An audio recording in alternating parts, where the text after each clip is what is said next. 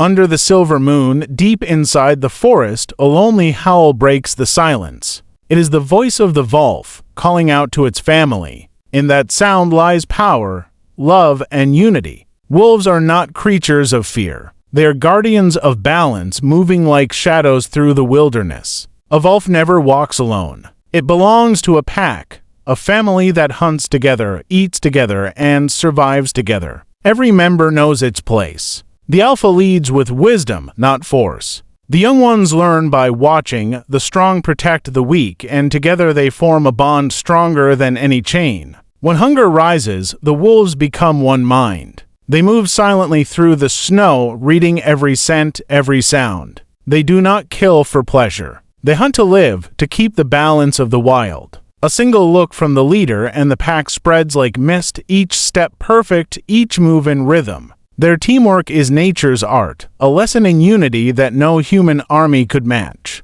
As they close in on their prey, the forest holds its breath. Then, with speed and strength, they strike, precise and powerful. The chase is short, the silence returns, and life continues. The wolves eat, they rest, and they thank the land that feeds them. In their world, respect is sacred. But the most beautiful thing about wolves is not their hunt, it is their love. When a wolf pup is born, the entire pack becomes its family. They bring food, warmth, and protection. They teach it how to run, how to listen, how to howl at the moon. Each pup grows knowing one truth: you are never alone. That is the spirit of the wolf. The howl is their language, their song to the stars. It tells stories of loss and reunion, of danger and safety. When one wolf howls, the others answer. Their voices rise and fall together, carried by the wind across miles of forest. It is their way of saying, "We are here, we are one."